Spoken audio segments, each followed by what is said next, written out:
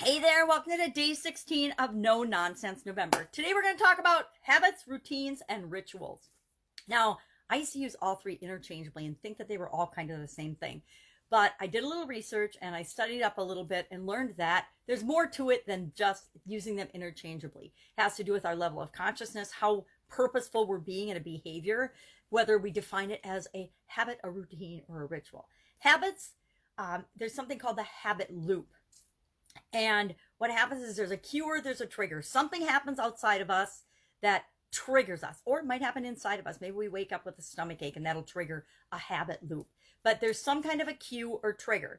Then that cue or trigger triggers us to start our routine, and a routine is an execution of steps or whatever. Usually it's like a ritual. Well, not rituals yet. It's a routine is just a step or something that we'll take to give us a reward. So the habit loop is cue or trigger, routine, we do something, and then we get a reward. Now, the reward can be positive or negative, and that would determine if we're forming and creating positive loops or negative loops. Sometimes we form negative habits because the reward is something that feels good to us, that gives us some relief from stress or pain or agony or depression or something. So maybe we have a drink, or we do drugs, or we overeat or eat too much sugar or something.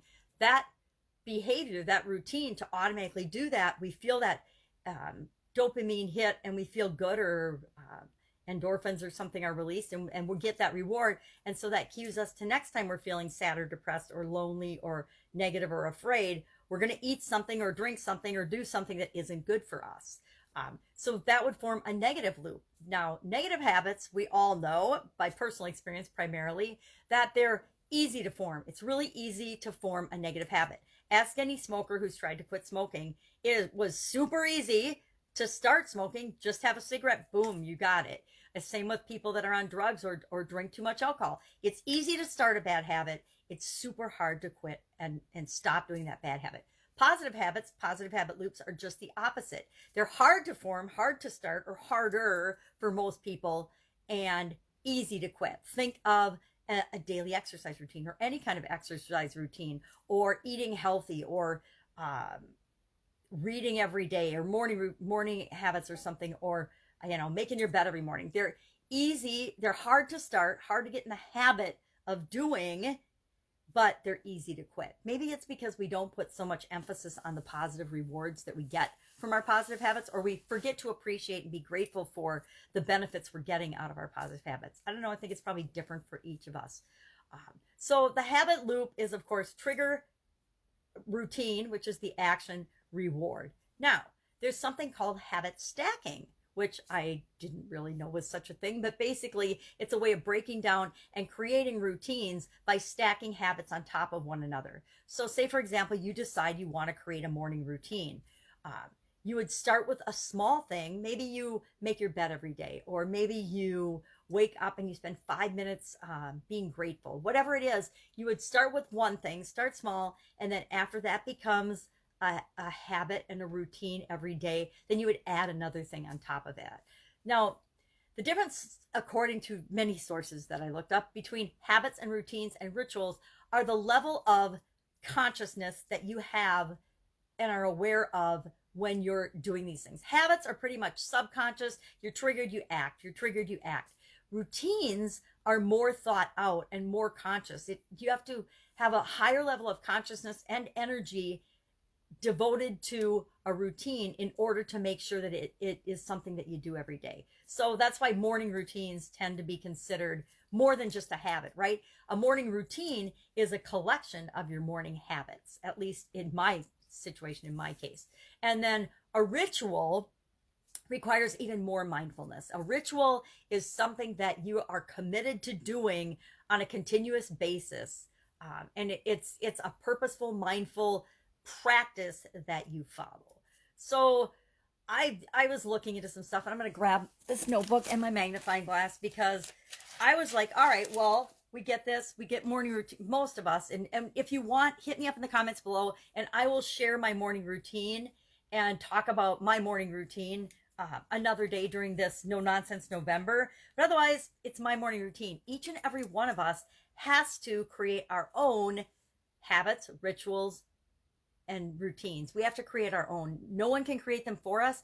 And you have to tweak anything you learn from someone else to make it your own, because the only way you're going to commit to doing it and get the benefits from it is if you own it. It's yours. You're committed to doing it. You're committed to tweaking it and figuring it out so that it works for you.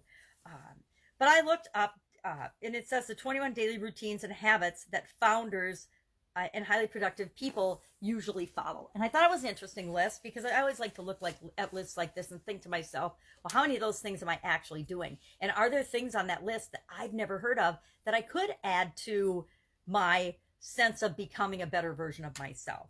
And one of the things that I've noticed on the internet that's really been irritating me personally lately is when they say, here's 21 things, and then there's only 20. Now this one, they skipped number 18. I have no idea why. I'm going to have to get the book now and read it so that I can figure out what number 18 is. Now, I'll probably just look it up on Amazon or something and go to the table of contents and find out what number 18 is, to be honest. That's how I would do it. But it's frustrating when they say, oh, there's 10 and then there's only 8. Or when they say there's, 11 and there's only 7 or something. It's super frustrating to me, but I choose not to be frustrated. I choose to just find the information another way, or go to a different list. So I haven't looked that up yet. I will tell you, I did this last night right before bed. So that's part of my retiring routine, or my bedtime routine, is making sure that I have the information and the things that I want to intend and produce a better result the next day. So one of the things I do as part of No Nonsense November is the night before I decide, well, what is my topic going to be for tomorrow? And then I think about what I know about it, write those things down, and then I think about, well, what else is missing? What else would I want to know more about? And then I research it, I look it up, and I find some more information. And I usually do that right before bed, because then part of my rituals are to sleep on it.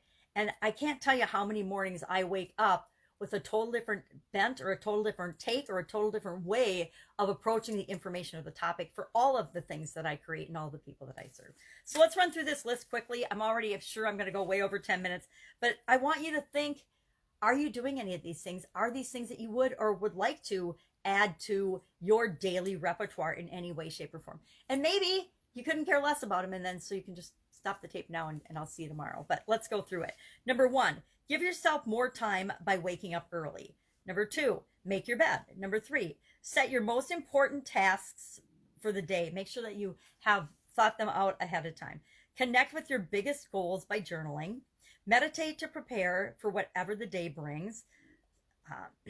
Skip email first thing in the morning. I would say skip social media first thing in the morning. And I've recently, I did it a long time ago, then I got sucked in with all the craziness in America. And I have, again, shut myself off. I just had a 3-day fast from many social media and a lot of social media outlets. I've been off mainstream media since the late 1980s. So I highly recommend that for everyone. Number 7, eat the frog. Tackle something big when your energy is highest. Number 8, schedule and take more breaks. Number 9, batch similar work tasks together. So if you're going to go on social media, do all your social media group interaction and posting at the same time. Answer all your emails at the same time. Make all your phone calls at the same time. Things like that. That is a huge time saver, by the way, because it cuts down the amount of interruption and focus that we need to get tasks done. Number 11, schedule email and instant messaging time, or create office hours. Use GTD to build a habit of staying organized. I have no idea what GTD means. To me, I would think it means get things done, and I don't know what that is. So that's something I might actually look into and say, hey, I don't know what they're talking about. I might, but I don't know right off the top of my head when I read it what that means or what they're talking about. 13, reflect and acknowledge your accomplishments. Write down 3 things that made you happy today, or 3 things that happened today that were positive. Make space for mental solitude. Spend time on a hobby. Prepare for tomorrow with a shutdown ritual. I call mine my retirement ritual, or my bedtime ritual, whatever. Turn off devices 30 plus minutes before bedtime. Give your eyes a break, meaning get away from screen time for most of us.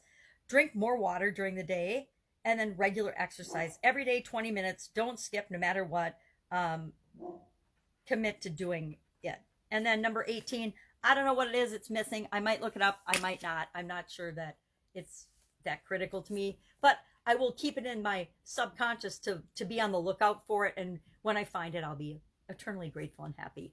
All right. That is our topic for the day, our tool for today, habits, routines, and rituals. What's your take on them? Any comments or questions? Hit me up in the comments below. Otherwise, I'll be with you tomorrow with another tool for our No Nonsense November. Remember, we're starting the final Get Up and Go 30 plus day free challenge on December 1st. Would love to have you join us if that's something that would benefit you, which if you don't have a conscious way of dealing with changes and challenges, I highly recommend it. All right, have an awesome day, and I will, of course, be with you tomorrow.